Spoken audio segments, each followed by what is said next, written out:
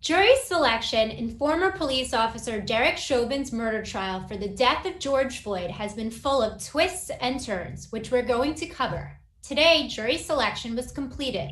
There are 14 seated jurors, 12 jurors, and 2 alternates.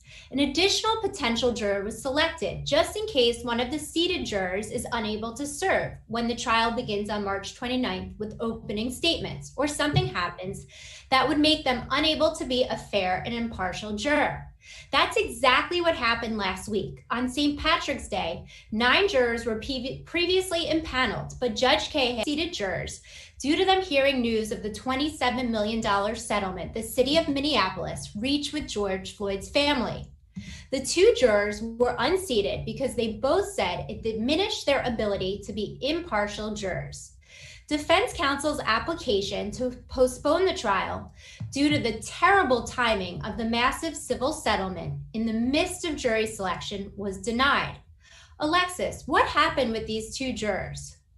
Well, these 2 jurors were impaneled, and what it means to be impaneled is they were selected whether to determine whether Derek Chauvin was innocent or guilty of second-degree murder, second-degree manslaughter, and third-degree murder charges. The jury can find Chauvin guilty of all 3, 2, 1, or none. Once the jurors were selected, in this case, Judge Cahill admonished them not to read, watch, or listen to news accounts about this case. That's typical in any trial. But what's different here is that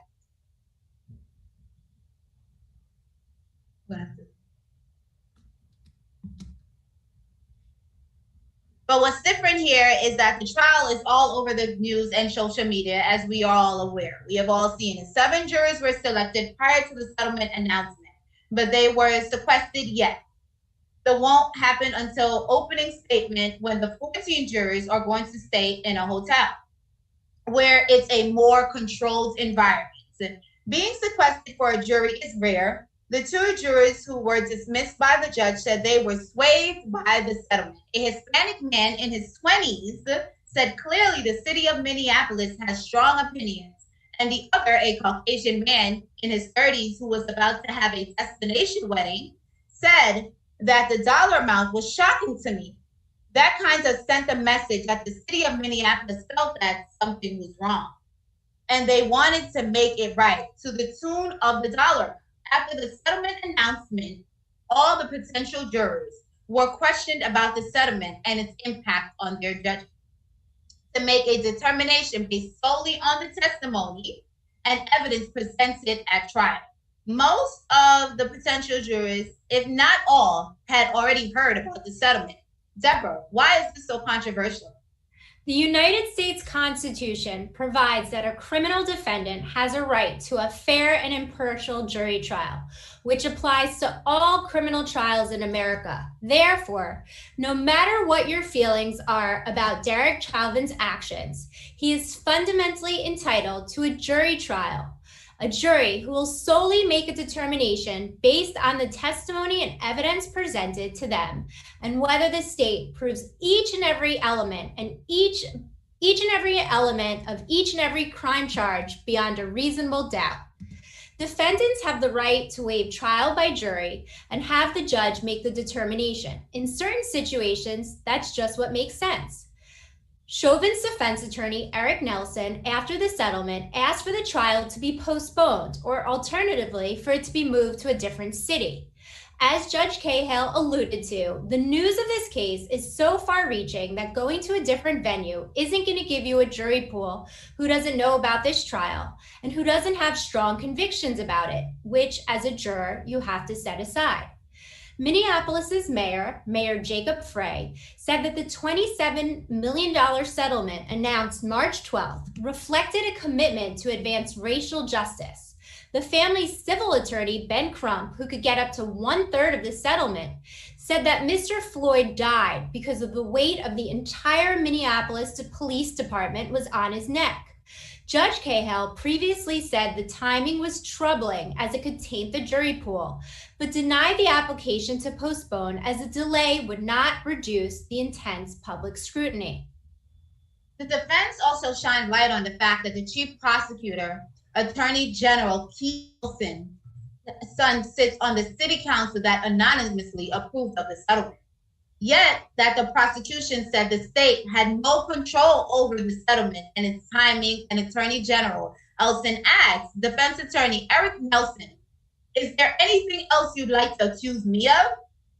Tensions are running high between the prosecutor and the defense, between the judge and the media. Judge Cahill threatened to revoke the press right to be inside of the courtroom as they were caught trying to read the side notes and for reporting details about security measures. Everyone is just going mayhem at this point. Juror security is key, as activists have said they're going to get justice by any means necessary. Now the National Guard is going to be brought in to secure the perimeter once the trial starts. 6 men and 9 women, 9 white people, 4 black people, and 2 mixed race individuals make up the 15 who could be charged with determining Chauvin's fate. The 12 juries consist of 6 white people, 4 black people, and 2 mixed race individuals. The Hennepin County is 74% white and 14% black. A lot of the seated jurors, regardless of race, have said they have somewhat a negative view on Chauvin, but promise to keep an open mind. Defense counsel's job is to pick the best possible jurors, and that includes profiling the basis of race, sex, profession, political views. The defense eliminated this one black juror who said he is the subject of racism daily. Though he said he could weigh the evidence fairly. I don't think he could have, but it was nice for him to add that note in there. Originally, Judge Cahill said that the jury would not be able to hear evidence about Floyd's 2019 arrest, but he reversed himself.